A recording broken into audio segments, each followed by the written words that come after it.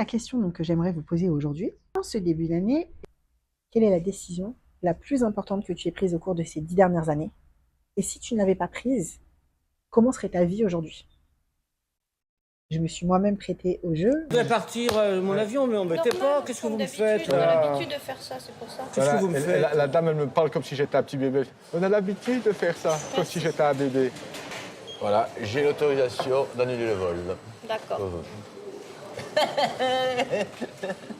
Merci, Merci, monsieur. café. C'est pas grave. Merci. Donc, je vais vous détailler ma réponse. Mais d'abord, si ce n'est pas encore fait, abonnez-vous.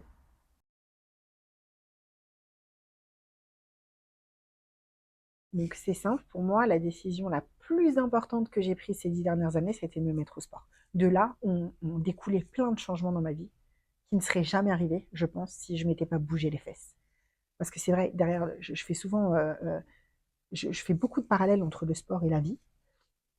Et le sport, c'est quoi? C'est la mise en mouvement, c'est bouger, c'est aller de l'avant, c'est dépasser tes limites aussi. Parce que si on prend l'exemple de la course à pied, par exemple, il y a un travail mental très fort dans la course à pied. Des fois, tu es là, c'est dur. Tu te dis, je vais pas y arriver, j'ai envie d'arrêter, mais tu es obligé de continuer à courir parce qu'il faut bien que tu reviennes de là où tu étais, il faut bien que tu ailles à ton point d'arrivée.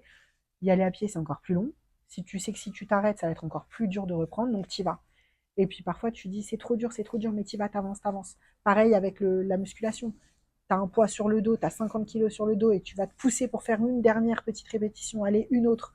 Tu vas te rajouter un peu de poids, c'est dur, mais voilà, il faut bien progresser parce que ton muscle il s'habitue, ton corps il s'habitue. Tu sens que tu peux aller un peu plus loin à chaque fois, donc ça te pousse à aller de l'avant, à te dépasser, à dépasser tes limites. Il y a vraiment toute une, une symbolique derrière à laquelle on ne réfléchit pas beaucoup finalement. D'où mon travail de mettre en lien le sport et le développement personnel, parce que pour moi, c'est vraiment très lié. Et je vais vous expliquer exactement pourquoi, vous allez comprendre quand on aura fini cette vidéo. En gros, lorsque je me suis mise au sport, j'avais pris beaucoup de poids autour de ces dernières années. J'étais pas en très bonne santé. J'étais pas du tout épanouie. J'étais de plus en plus aigrie, en fait. Je me levais le matin en ronchonnant. Je faisais un travail qui me plaisait pas du tout. J'exerçais exactement le même travail depuis 13 ans. J'étais au même poste. Ma vie, elle évoluait pas. En même temps, je cherchais pas vraiment à la faire évoluer. Il faut savoir que il y a quelque chose de confortable quand même dans les habitudes. Même si on n'est pas heureux, même si on est insatisfait, c'est beaucoup plus confortable. On est beaucoup plus à l'aise dans nos habitudes parce que finalement, on est habitué, on n'a pas peur de changer, que dans le changement. Dans le changement, il y a l'idée peut-être de rater, il y a l'idée de bouger, il y a l'idée d'inconfort lié au changement. Tu changes de travail, les premiers temps, ils ne sont pas faciles. Il faut t'habituer à un nouvel environnement, il faut apprendre de nouvelles choses, développer de nouvelles compétences, rencontrer de nouvelles personnes, t'intégrer au sein d'une équipe, etc. Donc voilà, à cette époque-là, avant de me mettre au sport, ou au moment où je me suis mise au sport, ma vie, elle était comme ça. Et à partir du moment où j'ai commencé à changer, il y a plein de choses qui se sont mises à bouger. Donc, l'exercice. Comment est-ce que je serais aujourd'hui si j'avais pas commencé le sport? Franchement, déjà, je vais vous mettre une petite vidéo. Je vais chercher celle-là pour essayer j'essaie de réfléchir à quoi, déjà, je ressemblerai dans mon travail, en fait. Et je vais vous mettre la vidéo. Tenez. Je vais faire par étapes, en fait. On va faire ça dans les règles de l'art. Vous me dites bonjour, monsieur. Bonjour, monsieur. Voilà, vous donnez le papier d'embarquement. Si c'est pour rire, vous pouvez aller à d'autres... Ah non, mais bah, c'est mon papa qui me fait rire, monsieur. Ici, on est là pour que vous soyez aimable et pas que vous parliez comme ça, d'accord? Voilà, merci. Vous avez déjà pris une bonne tarte dans la gueule? Une? Une bonne tarte dans la gueule? Ouh là là, alors rendez-moi le Non, billet. non, Voilà, pour moi, ça représente, même si c'est un sketch, c'est censé être comique à la base, ça représente tout de suite la personne qui est aigrie, qui n'a pas envie de travailler, qui est désagréable. On va loin dans les insultes et tout, mais tu sais, quand tu es dans le même taf depuis longtemps, je crois qu'il y a un moment où tellement les gens, tu les supportes plus, pourtant ils ont rien fait, c'est pas vraiment eux que tu supportes plus, c'est toi finalement. Mais tu peux en venir à être désagréable. J'aurais certainement pas parlé comme ça, mais voilà, des fois je parlais mal aux gens, j'en suis persuadée. Je me disais que les gens étaient désagréables, mais je devais pas être beaucoup plus agréable qu'eux. Donc voilà, finir aigri comme ça, parce que tu es malheureux finalement. Quand tu es malheureux, tu communiques pas beaucoup de bonheur autour de toi.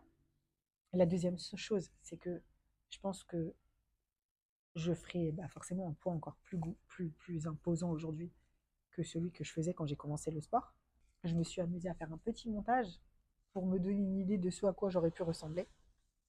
Donc effectivement, ça, quand je vois ça, je me dis, ouais, si j'avais pas changé, si j'avais pas fait cet effort, j'en serais sans doute là aujourd'hui. Et si on va encore plus loin, bah, les problèmes de santé que je connaissais à l'époque se seraient sans doute empirés. Donc je pense que je serais pas en très bonne santé aujourd'hui. Je serais en surpoids. Donc ce sera encore plus difficile de me mettre à bouger parce que plus tu es en surpoids, plus c'est difficile de bouger. Plus tu as de mauvaises habitudes alimentaires bien implantées depuis longtemps, plus c'est difficile de les modifier. On va pas se le nier. Je serais mal dans ma peau, forcément. Le sport, ça m'a vraiment amené ça, c'est la confiance en soi. Se sentir mieux dans son corps, ça change tout. Et puis, quand tu prends soin de toi par le sport, petit à petit, ça va s'étendre à plein d'autres domaines de ta vie finalement. Tu fais attention à toi, tu as envie de faire attention à toi de mieux manger, parce qu'aussi mieux manger, c'est aussi mieux performer. Tu bouges beaucoup mieux, tu vas te développer plus facilement physiquement si tu as la bonne alimentation à côté. C'est la base, on est d'accord. Ça joue sur le cerveau. Tout est un cercle vertueux. Ça m'a mis en route pour changer de travail. J'ai commencé en fait, j'avais le projet de devenir prof d'anglais. J'ai commencé à travailler mon anglais de façon intensive, toute seule pendant 1 an, et de façon vraiment intensive.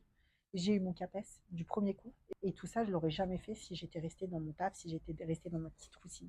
Comme je lui dis, quand tu es malheureux, tu as tendance à t'entourer de choses négatives. Quand tu as une vie qui est insatisfaisante, bah, au bout d'un moment, tu n'es pas bien.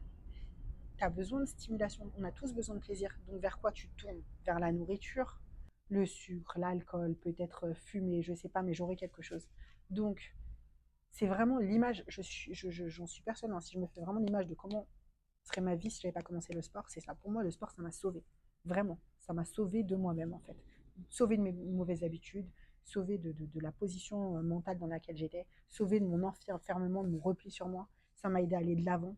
Et aujourd'hui, j'ai osé des choses que je me serais jamais cru capable d'oser. On m'aurait dit il y a 10 ans que je serais coach sportif. Aujourd'hui, j'y aurais jamais cru. Parce que c'est ça la suite de l'histoire. J'ai partagé un peu ma transformation physique sur les réseaux et tout pour me donner aussi du courage parce que ça m'a aidé de me rapprocher des gens. Et du coup, petit à petit, il y a des filles qui ont commencé à me demander conseil. On m'a demandé si je faisais du coaching, si je faisais de l'accompagnement. J'ai dit non. Et à force qu'on me le demande, bah, j'ai fini par me dire, bah si, il faudrait que je le fasse, en fait, pourquoi pas. J'ai ouvert mon entreprise. J'ai commencé à coacher des gens. Au départ, c'était vraiment plus du coaching de vie, un peu, comment on évolue, comment changer ses habitudes, comment maigrir. J'étais beaucoup axée sur la perte de poids. Et compte tenu de la passion que j'ai développée pour le sport, j'ai décidé d'entamer une nouvelle formation et de devenir coach sportif. J'ai passé mon diplôme que j'ai obtenu et aujourd'hui je suis devenue coach sportif. Donc voilà, aujourd'hui, si je ne m'étais pas mise au sport, je serais certainement pas de coach sportif. Si on va encore on peut aller encore plus loin en disant qu'aujourd'hui, j'ai décidé d'aller essayer de m'installer avec ma famille dans un autre pays où je connais personne euh, pour essayer de trouver une meilleure qualité de vie. C'est pas évident à 42 ans avec 3 enfants de te dire que tu vas complètement changer.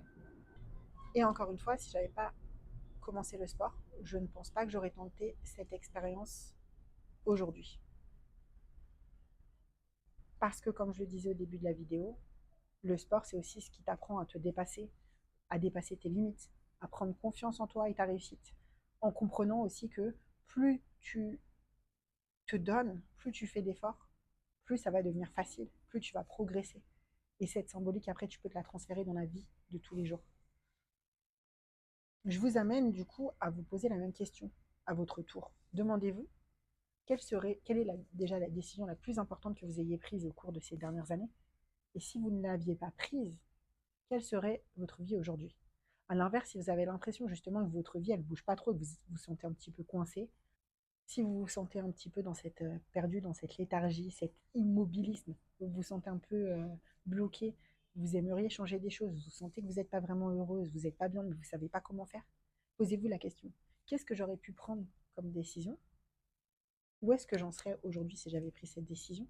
Et il n'est jamais trop tard. Le but final, c'est de se dire, aujourd'hui, qu'est-ce que je peux faire pour continuer à aller de l'avant ou pour donner un petit souffle nouveau à ma vie?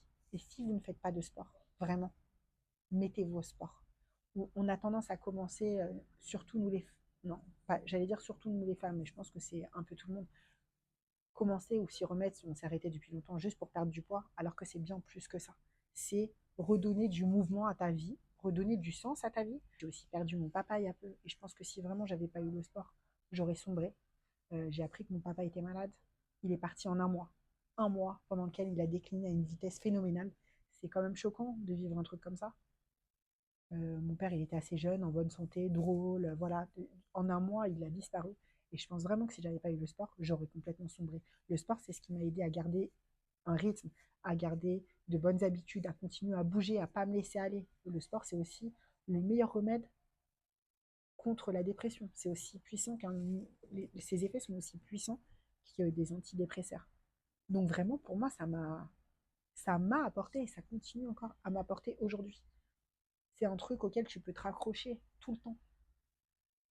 Donc bref, je perdais le fil, mais demandez-vous, qu'est-ce que vous pourriez mettre en place aujourd'hui pour remettre un peu d'élan dans votre vie? Mais l'idée, c'est pas de le faire pour générer de regrets, c'est plutôt de réfléchir pour pouvoir mieux se mettre en action maintenant. Parce que le meilleur moment de changer des choses, c'est maintenant. Si vous n'êtes pas satisfaite de votre vie telle qu'elle est aujourd'hui, libre à vous de la changer. Vous pouvez faire ce que vous voulez. Les seules barrières que vous vous posez, c'est vous-même qui vous les imposez finalement. Je trouve que c'est un exercice assez intéressant pour voir si on est sur la bonne voie ou en tout cas si on est satisfait des choix qu'on a faits. Ça peut permettre de se conforter dans les choix qu'on a faits aussi. Ou alors, ça peut aussi peut-être, pourquoi pas, vous inviter à en prendre de nouveaux ou à essayer d'autres choses. Donc si vous vous sentez un petit peu bloqué dans votre vie, comme je vous en parle au début de la vidéo, peut-être que c'est le moment d'essayer de vous mettre au sport, par exemple. Ça pourrait être un bon départ. J'aimerais bien avoir vos retours. Laissez-moi des commentaires, envoyez-moi des messages et dites-moi qu'est-ce que vous a apporté cet exercice.